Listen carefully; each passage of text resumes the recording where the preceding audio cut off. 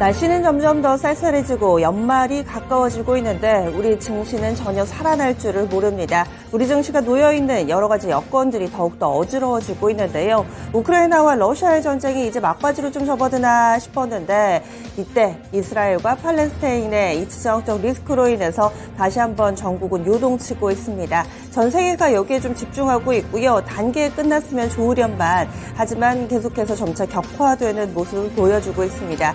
이렇게 요동칠 때 어떻게 중심을 좀 잘 잡아야 될지 우리 증시 그리고 증시 가운데 투자 전략 저희와 함께 오늘도 안정적인 흔들리지 않는 전략 세워보시죠. 그럼 핵심 뉴스 먼저 알아보겠습니다.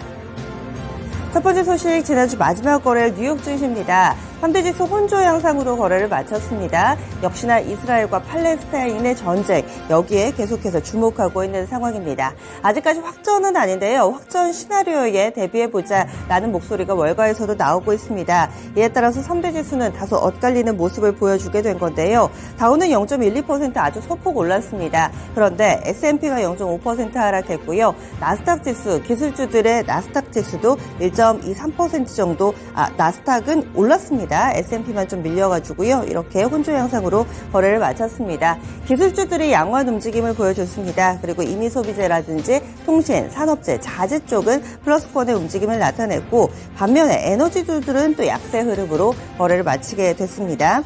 이런 움직임, 네.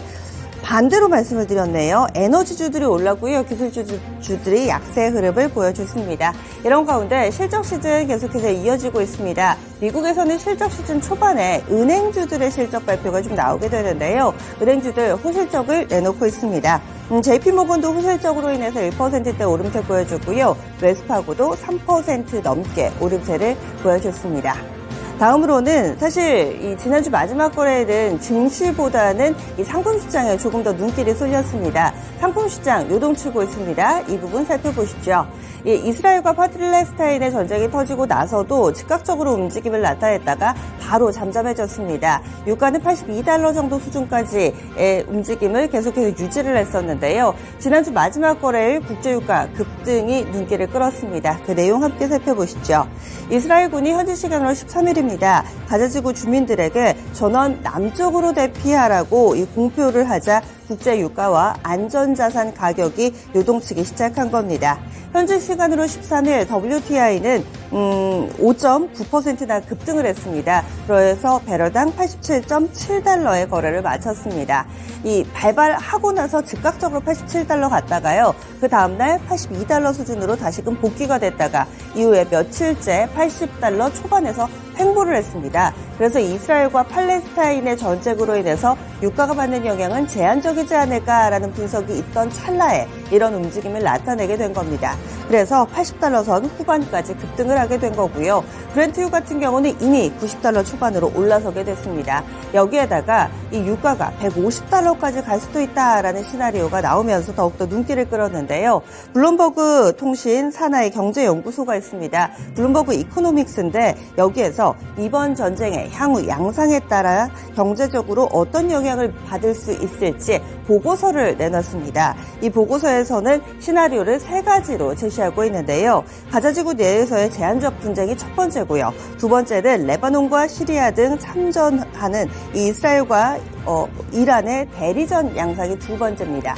마지막 세 번째는 이란과 이스라엘의 이 직접적인 대립, 이렇게 3가지를 제시하고 있는데 가장 안 좋은 최악의 시나리오는 이란이 직접적으로 참여를 하는 겁니다. 이 시나리오가 전개될 경우에는 이 유가가 배럴당 150달러를 넘고 세계 GDP가 예상보다 1%포인트 낮아질 것이라는 이 예측이 나오고 있습니다. 그래서 현재는 이란이 참여할 것인가 말 것인가가 전 세계 투자자들이 주목하는 가장 큰 포인트로 볼 수 있겠고요. 일단 지난주 마지막 거래일 국제유가가 강하게 오른 만큼 앞으로의 향방도 관심이 쏠리고 있습니다. 그러면 유가 관련된 종목군들 보겠습니다.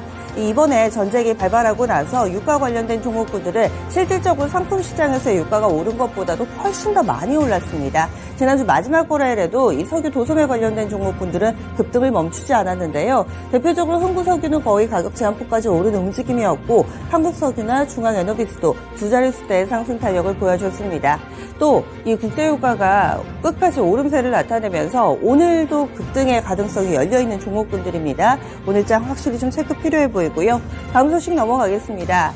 우리나라가 또 다른 국가 한국과 FTA를 체결했다라는 내용이 전해지고 있습니다. 그 주인공은 아랍에미리트입니다. 중동 국가와는 첫 번째 FTA 체결로 보실 수 있겠는데요. 포괄적 경제 동반자 협정, 이 CEPA 협정을 체결했습니다. 통상적으로는 FTA 타결한 것으로 좀 보고 있고요. 우리나라가 체결한 24번째 자유무역 협정입니다. 중동 국가와는 앞서 말씀드린 것처럼 이번이 처음이고요.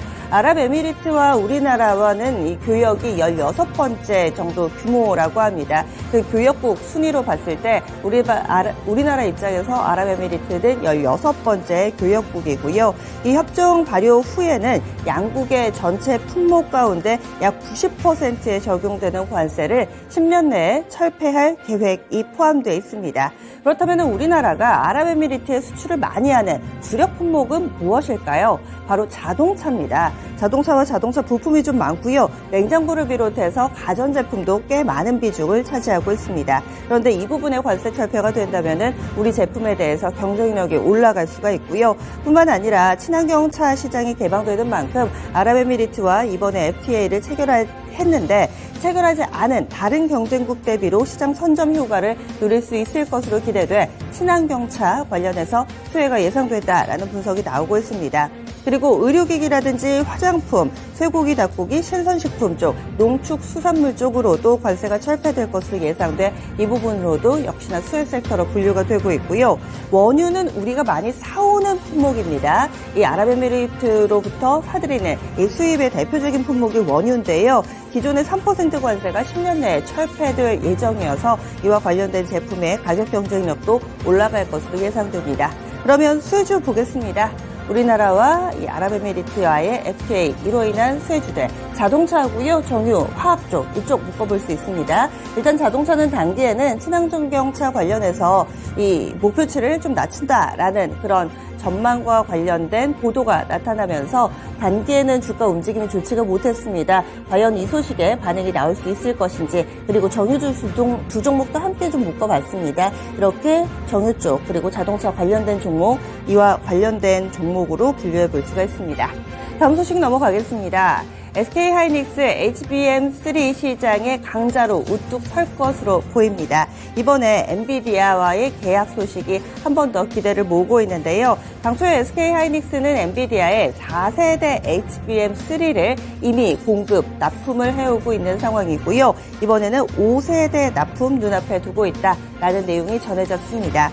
최종 퀄 테스트에 이미 돌입을 했습니다. 이 퀄 테스트는 쉽게 말하면 퀄리티, 제품력에 대한 테스트고요. 이미 계약은 내부적으로 어느 정도 성사가 되어 있는 상태에서 마지막 테스트 과정이다, 이렇게 볼 수가 있습니다. 그래서 이상이 없으면은 2개월 안에 이 납품 계약을 체결하는 것이 통상적이라고 볼 수가 있겠고요. 거의 계약의 사인만 앞둔 상태다, 이렇게 업계에서는 보고 있습니다. 뿐만 아니라 현재 상황, 이 삼성전자 같은 경우는 엔비디아와 수율 문제로 정식 계약을 체결하지 못했습니다. 그래서 앞서서 10월 초에 한 차례 삼성전자가 SK하이닉스와 대조를 이루는 그런 주가 움직임을 나타내기도 했었는데요. SK하이닉스 계속해서 HBM 시장 승승장구하고 있는 가운데 오늘 장은 이 뉴스에 어떤 반응이 나올지, 뿐만 아니라 HBM3 관련돼서 소부장 섹터까지도 수혜를 볼 수 있는 그런 뉴스입니다. 다만 이 뉴스는 이 몇몇 매체의 단독 보도이니만큼 그 내용, 추후의 그 과정을 조금 더 확인 필요해 보이고요.